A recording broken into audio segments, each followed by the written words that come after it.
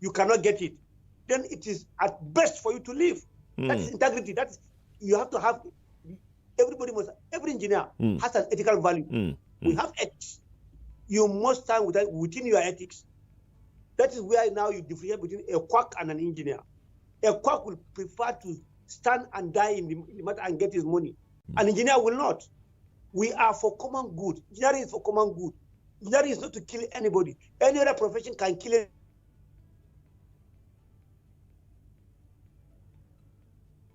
We're having a bit of connection Anybody issue. and go Okay. We'll try and get him back on the line.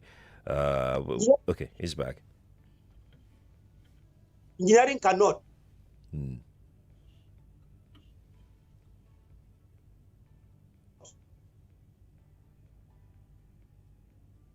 Apologies for the delay. We're having some connectivity issue with Engineer Mohammed. There is no shortcut to engineering. Engineering is a full-blown activity from concept to the end. There is no short gap. There are no gaps. And this is what actually happened. You can't think engineering at the beginning and then stop somewhere in the middle and then continue at the end. No. Engineering is at the beginning. It runs through to the end. Through the course. But Engineer Mohammed, you said something earlier that I would really love to stay on. You said that people must answer questions. Who are those people you're referring to? Let's put it out. First, the regulatory agencies. The regulatory agencies. Yes, those who give approvals. They must answer, because how do you give approvals? How do you give approvals? We need to interrogate this. In fact, we even need to interrogate who are working in the agencies. Are they qualified to work there? That's the starting point. We need to do a lot of interrogations. Then we need to come to the professional himself. Who owns the contract? How does he engage his professionals? How? We need to ask these questions, because now lives are involved. People have lost their loved ones. People are, as I'm talking to you, people are already trapped in the building. We don't know what they pass in these 10, 7 hours. Nobody knew their condition. So these are issues that we must sit down and track. It's key. It is very vital, very, very vital. Let me also ask this question, if you don't mind, because even your professional organization has also been faulted in the way you manage your members, activities of your members, and because of interaction, with professionals in the building industry, engineers, and the rest of them. They have said that most professional bodies are only interested in just collecting dues and having more members, that you don't thoroughly even supervise what your members do in the field. What can you tell us about this? See, in everything we are doing, there is scope. Our scope does not include going to supervise them on the field. That's a different ball game. What we do as professional organization is to get them registered and to keep training them on new techniques. Continuous professional development. That's what we do. And that does not mean we need to go to the field and stand with them. No. That you need to pay for that. Who pays for it? Who pays for it? Engineering is not like Mother Teresa dash. No. In engineering, nothing is free engineering. Everything is costed in engineering. So at every point we have TOR. Your TOR as a society stops at what?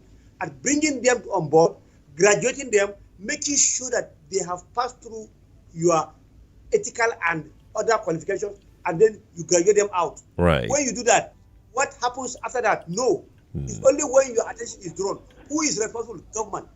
That is why government need to now sit down and bring up these engineering associations on board. On board. How? Any drawing. I was just coming back from Jordan.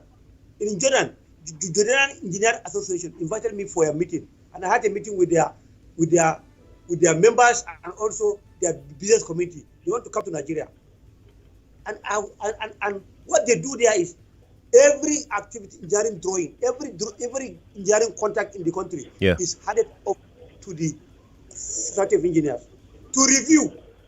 First to review. They don't give the contract. No, they don't give the contract. But governments give them to review. What does that mean? They have to take ownership from the society. It doesn't matter who is doing the work, but the society has to review the job. It has to be reviewed and agreed.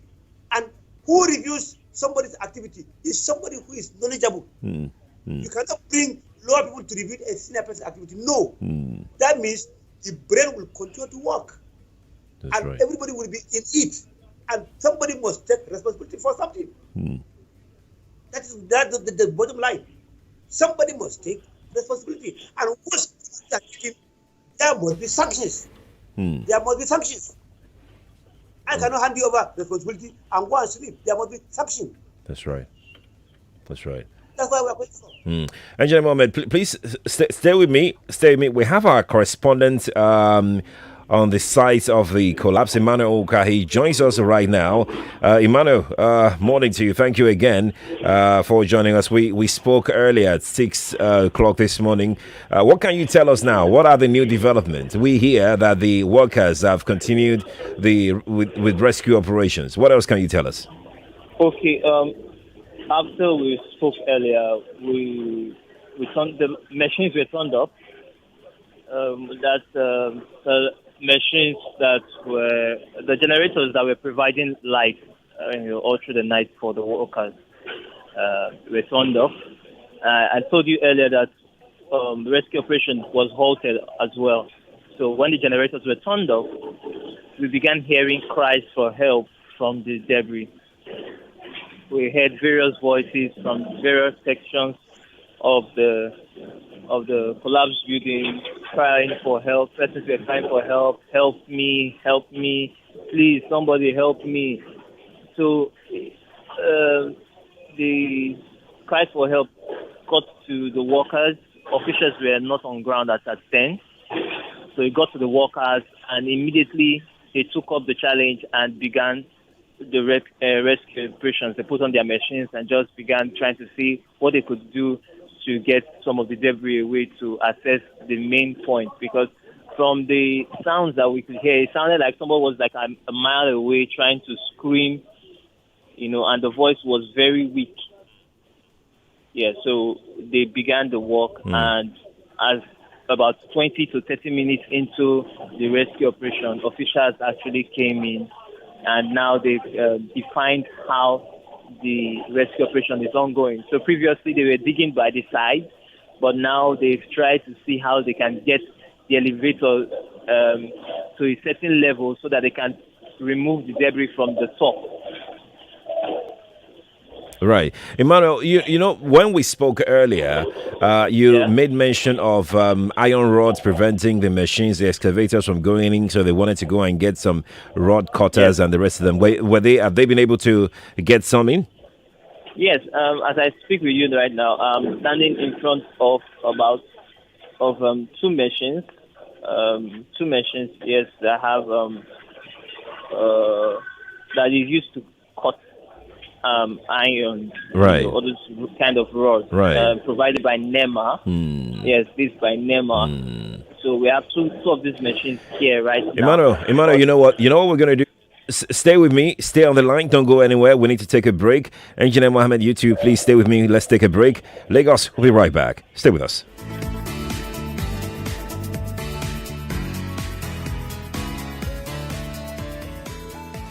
Hey.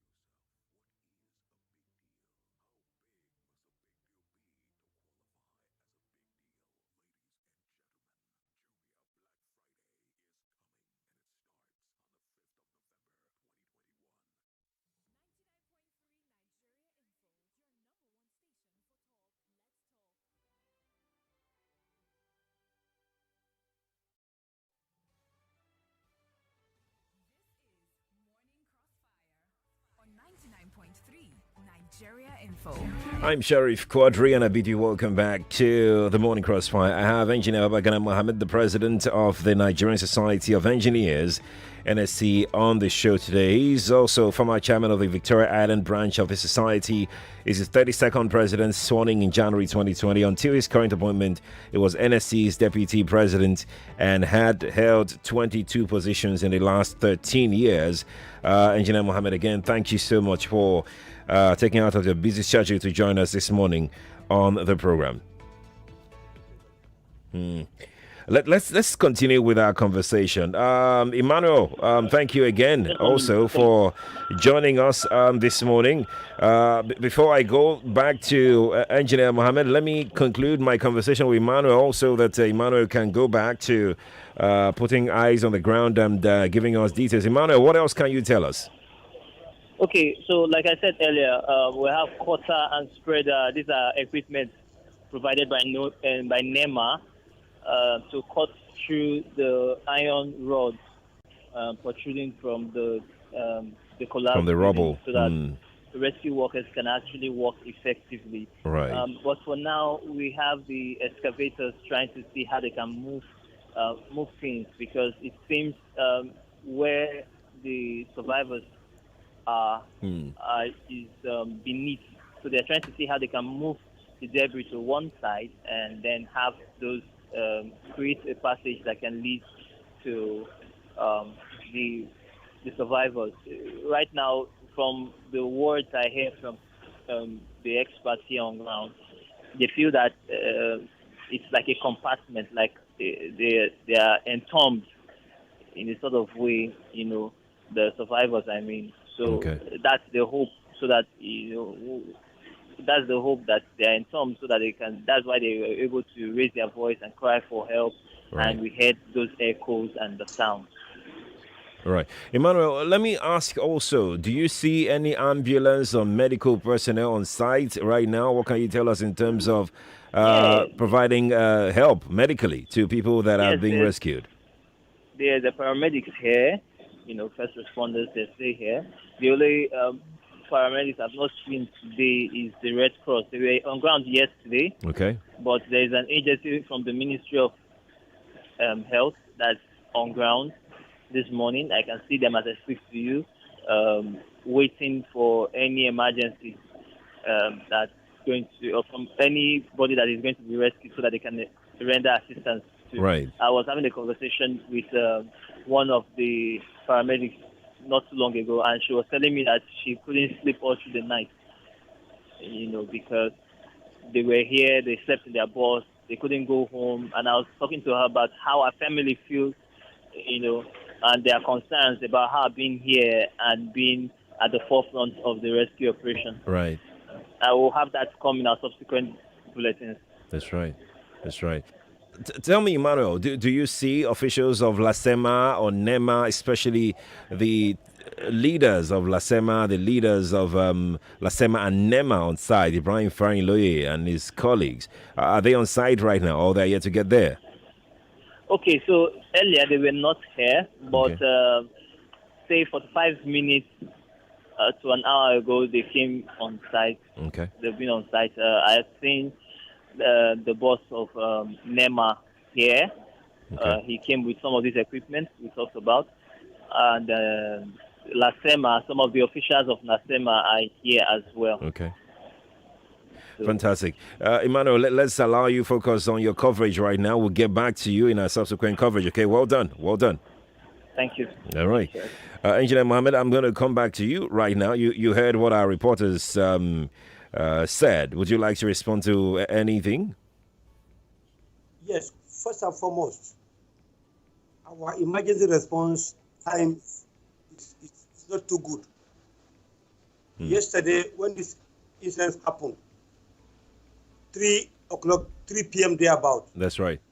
We were on phone. I was on phone.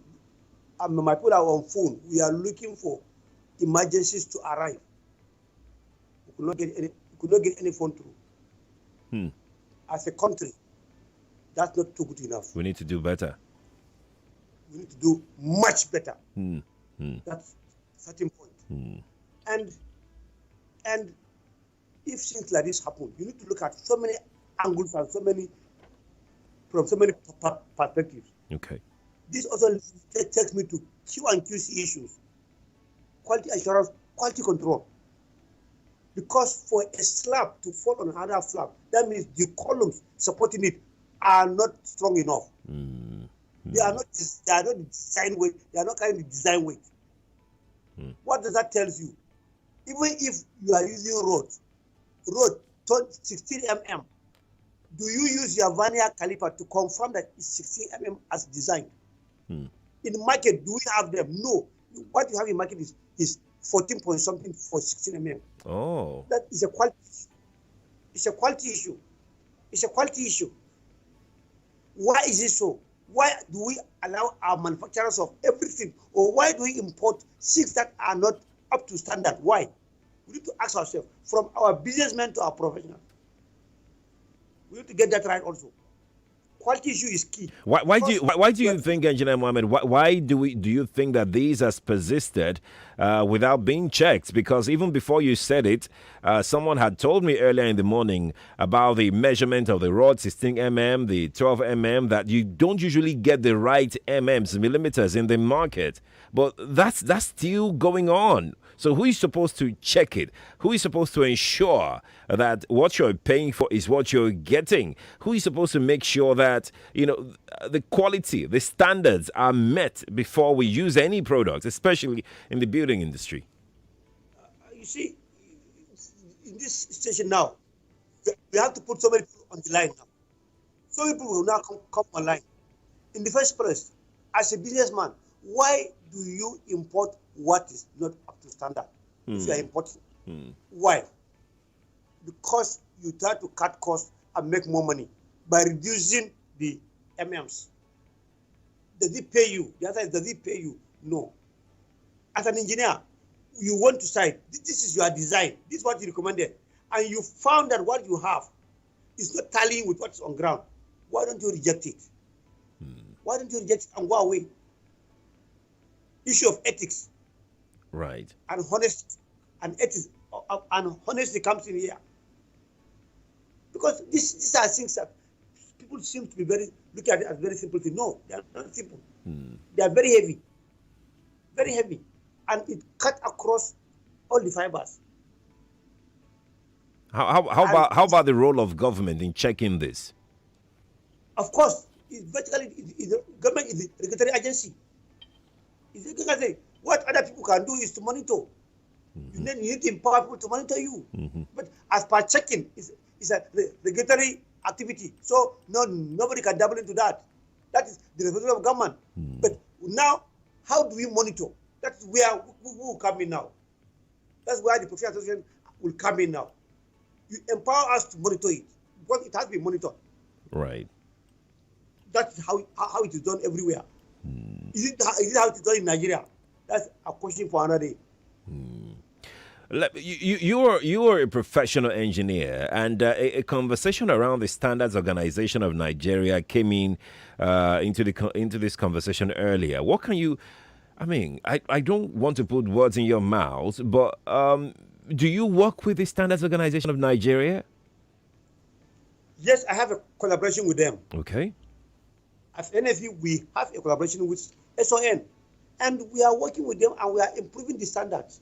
But are we where we are supposed to be? The answer is no. When do we start even the collaboration of recent? Why of recent? Other question for another day. It should have started as far back as the 1960, when Nigeria started. But why are we having it now? How long has our collaboration been? 5 years? 6 years? No, not too good enough. We need to do better. And what is the level of engagement so far? We need to look at that also. Yes, we are engaging, but what is the level? Are we where we are supposed to be?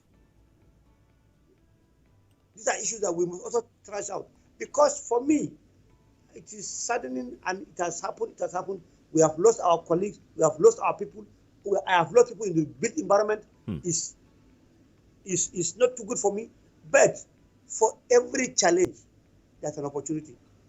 Right. This is a challenge. So there is an opportunity. I need to let you go now, Engineer Mohammed. But before I let you go, there's one last question that I have for you. And that is about sanitizing your space, the engineering space. You mentioned it yourself earlier about the infiltration of quarks. Everybody just want to answer engineer. I'm an engineer. I'm an engineer without any requisite knowledge of what being an engineer means. Everybody who just wants to be an engineer. What is the Nigerian Society of Engineers doing to sanitize that space, to get rid of quarks? Thank you very much. That's a very nice question, and I'm very happy that you asked this question, because it's not about only engineering now, it's about professionalism. We need to talk to professionals. You may want to cut corners by saving some costs.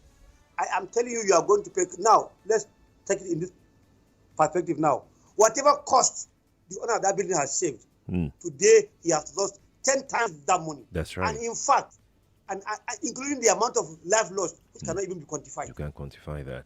Cannot even be quantified. So people are and I kept telling everybody in this country, because of the background where we are coming from, everybody feels he's an engineer or he can do engineering work. And I kept telling everybody, no, you are not an engineer, you cannot do engineering work. Engineering work is not engineering. Engineers are the most intelligent people. I use that word very carefully here. Are the most intelligent people, because in our school days, all of us went to university. All of us, everybody went to university. We saw engineering. Most people run away from that because of the XGY. Most people run away from it because of the XGY. Because you'll be asked to calculate unknown. Quadry, you'll be asked to calculate unknown. And engineers, we calculate unknown. And go to the other side, that's why we call engineers. If we can go to that level, and I also want to assure you, Nigerians are the most intelligent people anywhere. Go to America, go to anywhere something is happening. You hear Nigerians making their waves.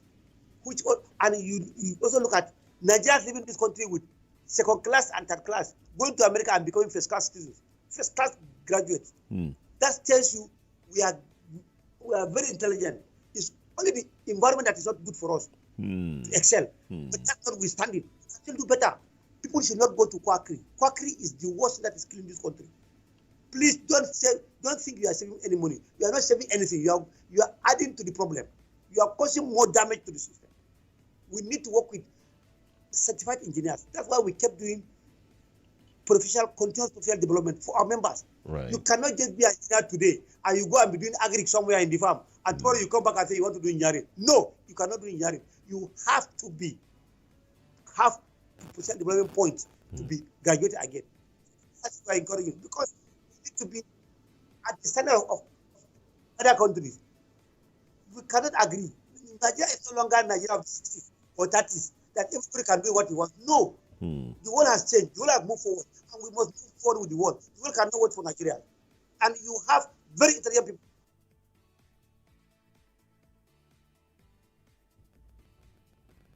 Hello. Yeah. I think that... Okay, he's back.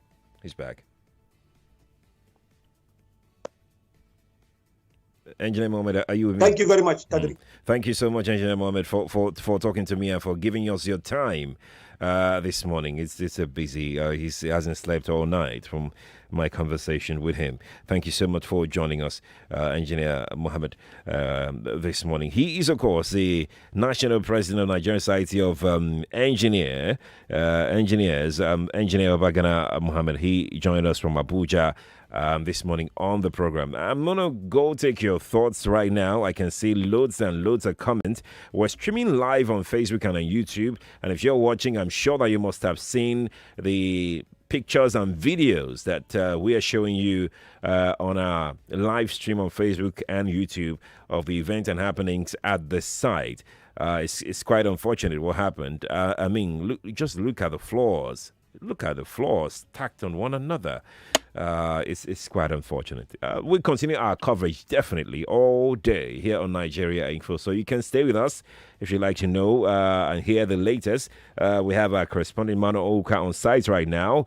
Ijoma Esek will also be there any moment now, from what I gather. So she'll be there. If you're watching, you can see for yourself latest videos from the site of that building collapse. Just search for Nigeria Info 99.3 on Facebook and on YouTube. You'll be able to get a look at what is happening right now. Nigeria Info, good morning to you.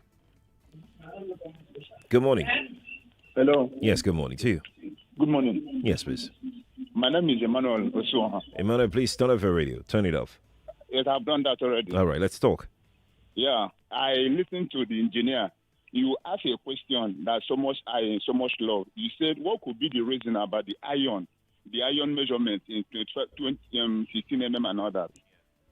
Yeah. Sometimes I believe that the minister, man and steel, which org are supposed to be on the know about all of these companies. What they are giving us now as a 12 mm and 16 mm is not up to like that. And again, where that land is situated in Ikoyi, Yeah. did they do the soil? The soil test. Also contributed. Did they tested the soil? Know whether if that place now will be able to contain such a building. So these are the areas that we need to look into, because what really happened now is totally disaster. These are the things Nigeria love by cutting issues. It could be that people on authority have collected money from them. That's why they give that approval of building 15-story building, even if it's much in that kind of area. That's my own contribution. Thank you, please, Manuel. in case of next time, Yeah. let those on authority should please look into it very well before they are giving any approval. I agree. That's my own contribution. I agree with you, Manuel. Thank you. Thank you for calling me. I appreciate it. I'm going to speak with King. King is here with us. King, hi. Morning to you. Good morning, Sheriff. Good morning. How is Jagun this morning? Jagun is fine. My name is Engineer Kingsley. Welcome, also Kingsley. a member of the Nigerian Society of Engineers. Fantastic. And the current member, too. Fantastic. Okay, quick one. What the NSC chairman said, Right. he is not far from the truth. The whole blame, or 90% of the blame, goes to the regulators. First of all, Lagos State government has put revenue generation over regulation. Oh. And they just care about the money. They don't do what they are supposed to do in terms of regulation. For example, you want to put up a 2-story structure in Lagos. They will ask you to do a soil test. You go and do the soil test. You submit it. What do they do with this soil test? They don't tell you if what you have, you're going to pile, you're going to be kind of, they can't suggest anything, but they just ask you, go and do a soil test. You go, they will tell you, okay, there should be a letter of supervision from LASPA. An engineer should do a letter of supervision. Right. Even within their agency there, they'll tell you, don't worry, we know somebody that can do the letter for you. They can stamp it and sign it, and they'll collect the money. They don't care if an engineer will be on site to actually do the supervision. Thirdly, material. I know a lot of people say, oh, the engineers are the problem. The materials we'll have in the market, from cement, what we call cement here, can you imagine the certain time? Go and buy cement outside Nigeria. Yeah. I was privileged to work outside this country, Yeah. United Arab Emirates, to be precise, for close to 10 years. Okay. And you see the cement and everything. Cost of material is also a huge problem. The cost of material. Compare Ghana price and Nigeria price. How do people even get the money to build in the first place? Abroad, outside the place, mortgage bank finance this They're thing. there. That's right. Insurance and the whole thing. That's So right. Lagos State government especially, all they care. If you go to some of these their districts, you will see the targets they give them. Some people are expected to bring 500 million every year. Okay. How do they do these things? And they don't really do anything. They don't. After you've done your approval, Yeah. they will ask you to go and do tax. 1.5 million, 2 million. I do approval for my clients, and I know what it takes. So the Lagos State government should look inward. Right. Should look inward. Thank you. Thank you, That is Kingsley. where the problem is. Thank you. Thank you for talking to me. I'm going to speak with Patrick. Patrick is in Lekki. Hi, Patrick. Morning to you. Hey, Oluwasere, good morning. Good morning to you. I greet you, my brother. He calls me that, by the way. Yeah, well, you see, this is going to happen again.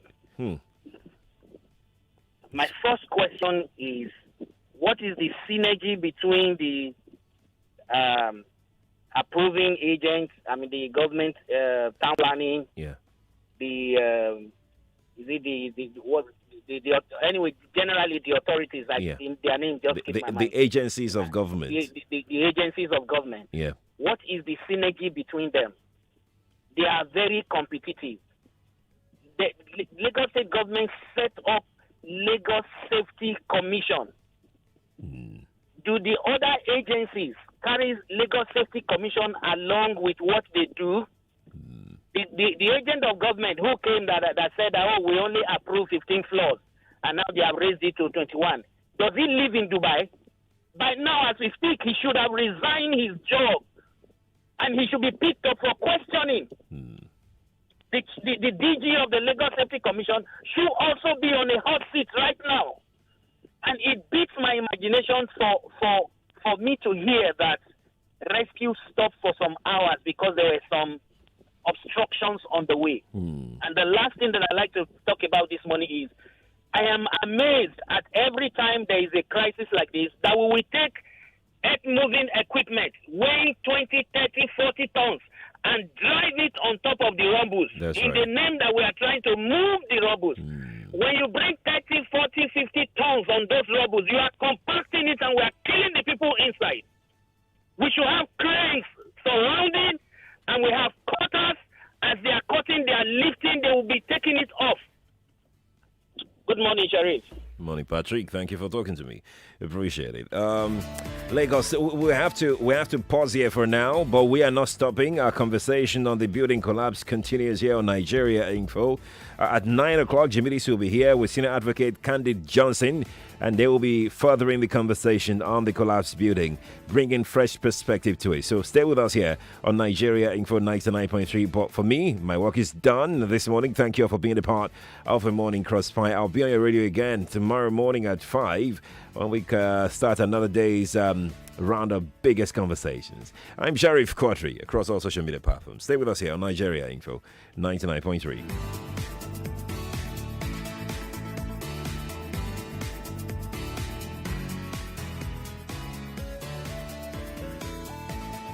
99.3 Nigeria Info. We are more than just radio. Subscribe to our YouTube channel at Nigeria Info FM. Check us out on Facebook at Nigeria Info 99.3. Follow us on Twitter at Nigeria Info FM and on Instagram at Nigeria Info FM Lagos for live updates as it happens. 99.3 Nigeria Info. Let's talk.